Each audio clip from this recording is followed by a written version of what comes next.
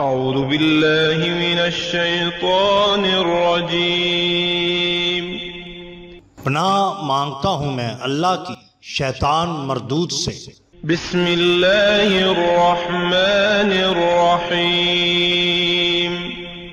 شروع اللہ کے نام سے جو بڑا مہربان نہایت رحم والا ہے۔ دا باٹم لائن کے ناظرین کرام، السلام علیکم۔ محترم ناظرین، ہم اپنی آج کی ویڈیو میں شیخ دکن حضرت شیخ محمد سراج الدین جنیدی بغدادی رحمت اللہ تعالی علیہ اور ناگ منی کا قصہ آپ کے سامنے پیش کریں گے، جو یقیناً آپ کے لیے دلچسپی کا باعث ہوگا۔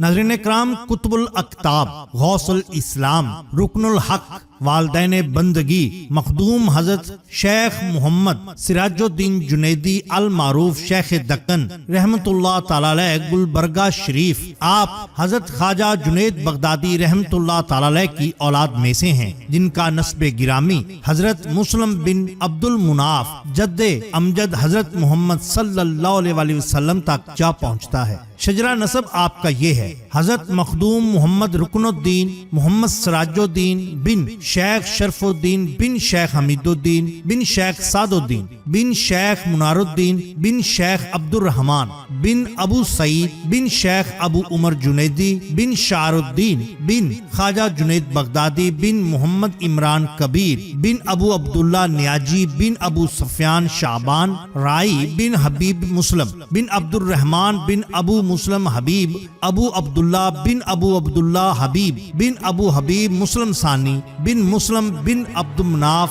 جد امجد نبی کریم صلی اللہ علیہ وسلم۔ آپ رحمت اللہ تعالی علیہ کا اصل اسم گرامی شیخ رکن الدین ہے، مگر آپ اپنے والد گرامی ابو المظفر محمد سراج الدین کے نام سے محمد سراج الدین مشہور ہوئے۔ آپ کی والدہ ماجدہ کا نام بی بی مستورہ، جو سلطان عبداللہ فشوری پشاور والے ان کی صاحبزادی تھیں۔ آپ رحمت اللہ تعالی علیہ کی پیدائش 670 ہجری بغداد ہے۔ آپ کے والد کے رحلت کے وقت آپ بہت کم عمر تھے۔ آپ کے ماموں یعنی سلطان فشور نے، جو آپ سے بہت محبت رکھتے تھے، آپ کی تعلیم و تربیت کی۔ سلطان فشور کا قاعدہ تھا کہ جب وہ تخت سلطنت پر بیٹھتے تو چاروں ہمشیر زادیوں کو اپنے ساتھ برابر دائیں بائیں تخت پر بٹھا لیا کرتے تھے۔ آپ رحمت اللہ تعالی علیہ کے مرشد گرامی کا اسم گرامی حضرت سید مخدوم خوند میر علاء الدین جوہری قدس سرا رحمت اللہ تعالی علیہ ہیں۔ مرشد گرامی حضرت سید مخدوم کے حکم سے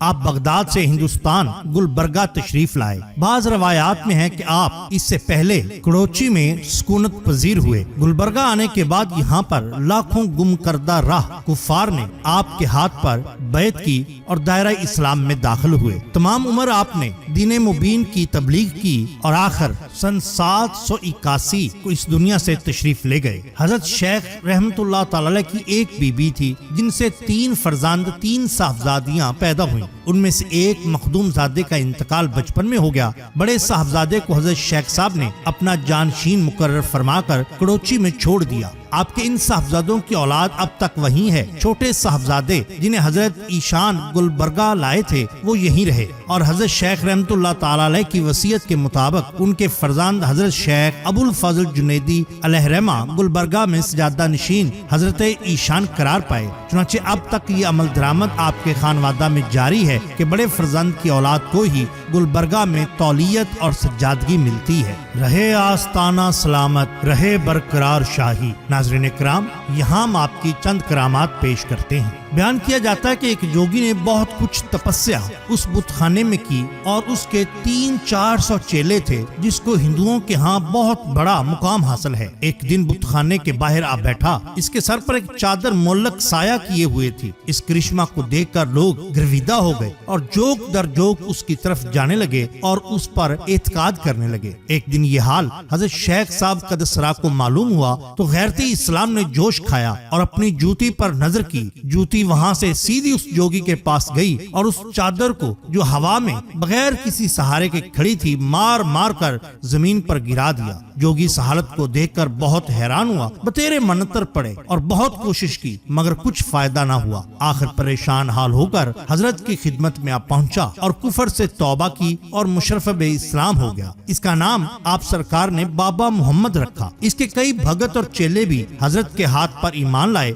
और शर्फ इस्लाम हासिल किया। उस दिन से यहाँ मजहब इस्लाम की तरक्की चारों तरफ होने लगी। नकल है कि एक रोज बाबा मोहम्मद ने एक कमान हजरत के नजर करके अर्ज की कि ये बहुत काम की चीज है। हजरत ने पूछा, इस कमान से क्या काम निकलता है? बाबा मोहम्मद ने जवाब दिया, जिधर के रुख इस कमान को खींचिएगा उस तरफ के तमाम दफाइन और इमलाक खजाने आपको नजर आने लगेंगे। हजरत ने उस कमान को बाबा मोहम्मद से लेकर दहकते हुए अंगारों की अंगीठी में जो आपके सामने रखी हुई थी डाल दिया। कमान फौरन जलकर राख हो गई। बाबा मोहम्मद ने उस कमान को जलता देखा तो बहुत अफसोस किया और कहा कि कई साल की मेहनत के बाद मुझे ये हासिल हुई थी और आपने एक लम्हा में इसको बर्बाद कर दिया। हजरत ने फरमाया, बाबा फकीरों को इन चीजों की परवाह नहीं, अगर तुझको मालो ज़र की जरूरत है तो ले। ये फरमाकर अपना मुसल्ला उल्ट दिया। उसने देखा कि बहुत बेशकीमत जवाहरात ला तादाद वहाँ पर पड़े हैं। हजरत शेख साहब कदसरा रहमतुल्लाह तआला अलैह ने बाबा मोहम्मद से फरमाया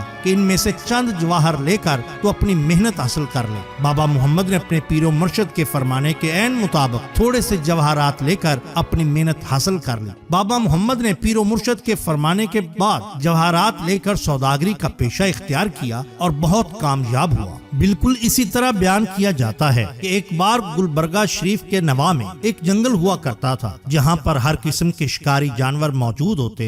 आप अक्सर रियाजत और चिल्लाकशी के लिए जंगल में तशरीफ ले जाते। ये मामूल कई सालों पर मुहित था। आपने काफी अरसा से देखा कि एक हिंदू जोगी अपनी बीन लेकर झाड़ियों, पेड़ों और बाणियों में मारा मारा फिरता है, बीन बजाता फिरता है। एक दिन आप सरकार रहमतुल्लाह तआला अलैह ने उसको बुलाया और पूछा कि यहाँ क्यों हो, घर क्यों नहीं जाते? कहने लगा, ऐ मुसले सन, मैं एक ऐसे नाग की तलाश में हूँ जो कि सब सांपों का बादशाह है और उसके पास एक मनी है, यानी जवाहर हीरा, जो कि सिर्फ बादशाह नाग के पास होता है। अगर वो मुझे वो मनी, वो जवाहर, वो हीरा मिल जाए तो मैं जो चाहूंगा कर सकूंगा। मैं इस दुनिया का सबसे अमीर आदमी बन जाऊंगा और ताकतवर भी। सरकार ने फरमाया, तुमको अपने घर की खबर है? तुम्हारी बीवी अल्लाह को प्यारी हो चुकी है, बच्चा बीमार है, वालिदैन दिन रात रोते हैं और तुम इधर उधर फिर रहे हो। बोला, आपको ये सब कैसे पता? सरकार ने फरमाया, तुम कल हमारे आस्ताना पर आना, सब समझ जाओगे। अगले दिन वो जोगी आस्ताना आलिया आ पहुंचा। सरकार ने फरमाया कि तुमको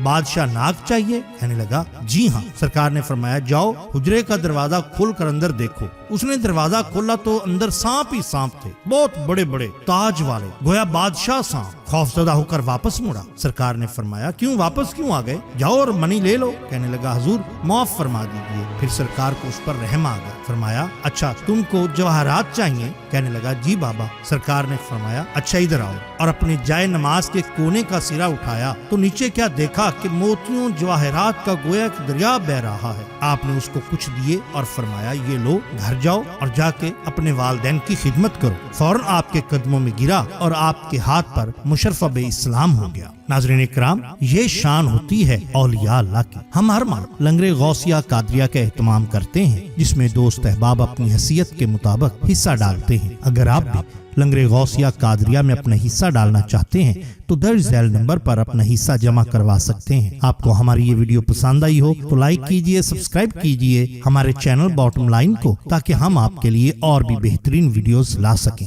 अपना, अपने दोस्तों का, गिरदुनवा के लोगों का बहुत ख्याल रखिए। अल्लाह और अल्लाह के रसूल सल्लल्लाहु अलैहि वसल्लम से बेहद मोहब्बत कीजिए। आपका बहुत शुक्रिया। अल्लाह हाफिज।